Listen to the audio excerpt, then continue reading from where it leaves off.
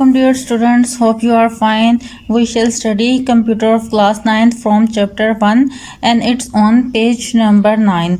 So let's start. So बच्चों, आज हम जिस चीज़ के बारे में पढ़ेंगे वो है कुछ फ्लो चार्ट की एग्जांपल्स हैं और ये आपके बुक के पेज नंबर 9 के ऊपर मौजूद हैं. ठीक है, लास्ट भी आपको फ्लो चार्ट और उनके सिंबल्स के बारे में पढ़ाया गया था लास्ट लेक्चर में, और ये भी बताया गया था कि फ्लो चार्ट को कैसे बनाते हैं. अब उसकी ही 2-3 एग्जाम्पल्स हैं जिसको हम आगे देख लेते हैं, ताकि हमें जब भी किसी फ्लो चार्ट को मेक करना हो तो हमें उस फ्लो चार्ट को बनाने में कोई किसी किस्म की प्रॉब्लम ना आए. ठीक है, सो बच्चों, आज हम जिस चीज़ को स्टार्ट कर रहे हैं वो है to find acceleration of a moving object with given mass and the force applied. ठीक है, आपने फिजिक्स में काफ़ी बार पढ़ा हुआ है कि आपने एक्सेलरेशन जो है वो फाइंड आउट करनी है. ठीक है, एक ऐसे मूविंग ऑब्जेक्ट की, ठीक है, जिसकी मास जो है वो भी आपको दी गई है. ठीक है, सो इसका फ्लो चार्ट लेट्स सपोज हमें बनाने को दे दिया जाए तो हम कैसे बनाएंगे. फर्स्ट ऑफ ऑल तो आप जो है वो टर्मिनल सिंबल्स या स्टार्ट सिंबल यूज़ करते हो. ठीक है, किसी भी फ्लो चार्ट को बनाने का फर्स्ट और लास्ट स्टेप तो बिल्कुल सेम ही होते हैं, स्टार्ट और एंड, ये तो आपको बिल्कुल बनाने ही पड़ेंगे. उसके बाद वो कह रहे हैं given mass and the force applied. ठीक है, आपके पास मास जो है वो क्या है, गिवन है. ठीक है, इनपुट मास है आपके पास क्योंकि ये आपको गिवन दी हुई है. ठीक है, और साथ में फोर्स अप्लाइड, जो दूसरी चीज़ थी वो फोर्स अप्लाइड थी, वो भी आपके पास जो है वो इनपुट में आएगी. ठीक है, थर्ड जो और इनपुट के लिए जो सिंबल आपको बनाना पड़ेगा वो एक पैरेललोग्राम होगी. ठीक है, आफ्टर दिस आप फ्लो लाइन लगाएंगे और आप लगाओगे एक्सेलरेशन फाइंड आउट चुके करनी है, तो फोर्स और को डिवाइड करोगे मैथ के साथ.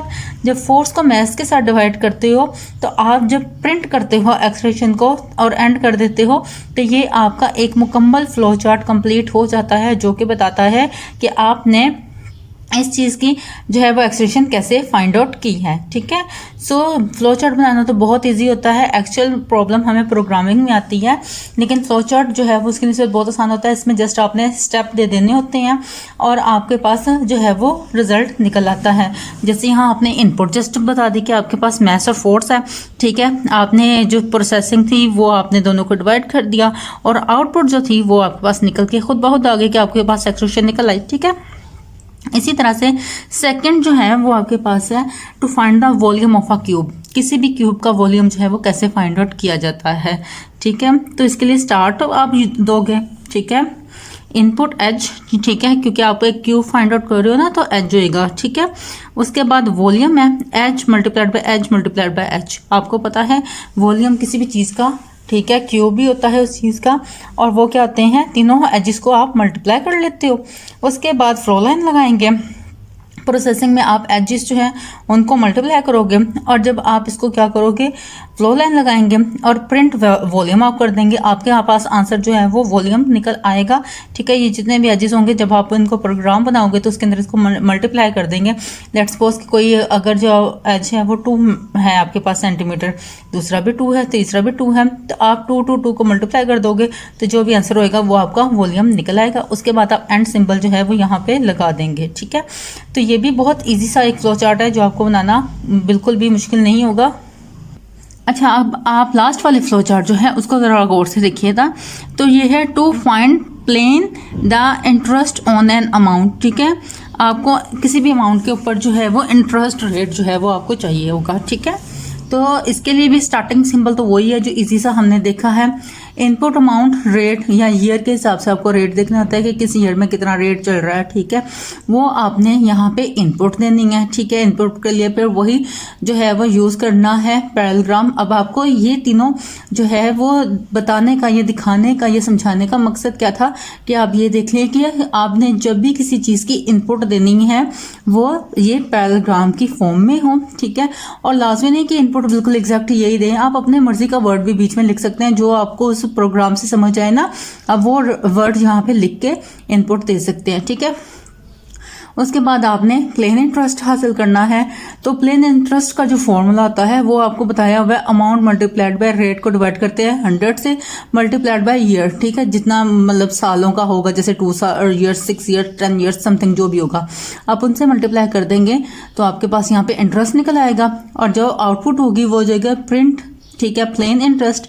एंड आफ्टर दिस ये प्रोग्राम जो है इसका फ्लो चार्ट आपके पास एंड हो जाएगा। ठीक है, तो ये तीनों जो है फ्लो चार्ट, इनको आपको दिखाने का मकसद ये था कि आपको एक चीज़ क्लियर हो जाए कि फर्स्ट ऑफ ऑल आपने स्टार्ट टर्मिनल शुरू में और एंड में लगाने हैं, यानी कि स्टार्ट और एंडिंग टर्मिनल सेम है। दरमियान में जब आपने इनपुट देनी है, इनपुट और आउटपुट टर्मिनल दोनों सेम है। ये देख लीजिए आप, दोनों तीनों में ये इनपुट और आउटपुट टर्मिनल बिल्कुल सेम है। और प्रोसेसिंग के लिए ये जो है आपने एक रेक्टेंगुलर शेप जो है ये यूज़ करनी है और इसके अंदर आपने जो है ये लिख देना है। ठीक है, कुछ पर ये तो बिल्कुल सिंपल से छोटे से प्रोग्राम थे, कुछ प्रोग्राम बहुत ह्यूज और बड़े भी होते हैं, उनके अंदर हमें डिसीजन सिंबल्स भी लगाने पड़ते हैं, तो हम जो है नेक्स्ट उनके बारे में ही पढ़ते हैं। ओके स्टूडेंट्स, तो अब हम देखते हैं जो हमारा नेक्स्ट इसी टॉपिक के अंदर टॉपिक आ रहा है वो है conditional flow in flow chart. Conditional flow जो है वो क्या चीज़ होती है, ये मैं आपको इन डिटेल जो है वो बता देती हूँ।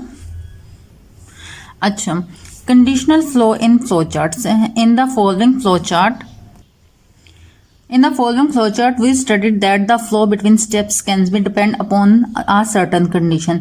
यानी कि फ्लो जो होगा, यानी कि ये वाली जो फ्लो लाइंस होंगी और आपका जो होगा चार्ट का फ्लो, यानी कि जो आप इसका इनपुट दे रहे हो और जो है वो इसकी प्रोसेसिंग कर रहे हो, वो डिपेंड करेगी कुछ कंडीशंस के ऊपर, सर्टेन कंडीशंस के ऊपर। ठीक है, इफ़ द कंडीशन ट्रू, यहाँ पे हमारे पास दो तरह की कंडीशन आएगी। अगर तो कंडीशन जो है वो ट्रू हो जाएगी then flow is different from when the condition is false. A condition always evaluated as either true और फॉल्स। तो हर कंडीशन जो है उसको कैसे देखा जाएगा कि आपके पास कोई भी कंडीशन जो है वो ट्रू है या फॉल्स।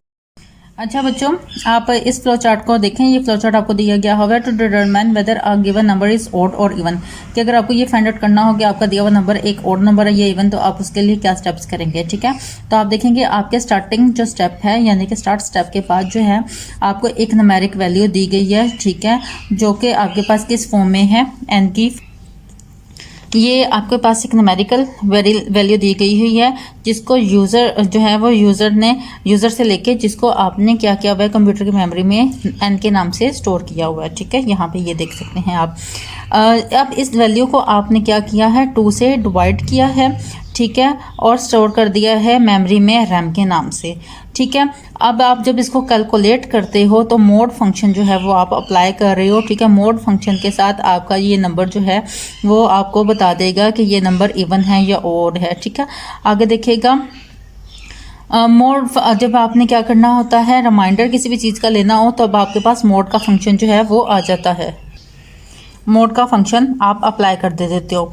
ठीक है, अब यहाँ पे आप जो हो कंडीशनल ऑपरेशन अप्लाई कर रहे हो। कंडीशनल ऑपरेशन आपके पास क्या है, आइदर आपकी स्टेटमेंट जो है वो ट्रू है, ठीक है, और आइदर नॉट। ठीक है, हम यही चीज़ देख रहे हैं ना।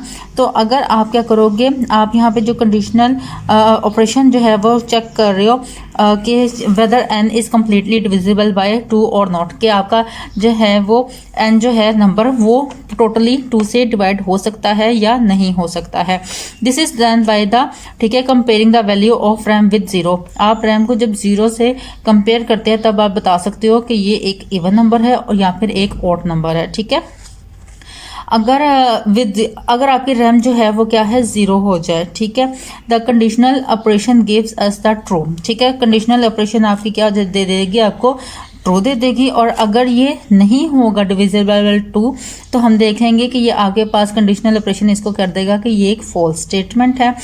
ठीक है, तो ये बता देगा कि ये ऑड नंबर है या फिर ये आपके डिविजिबल बाय 2 नहीं हो रहा है।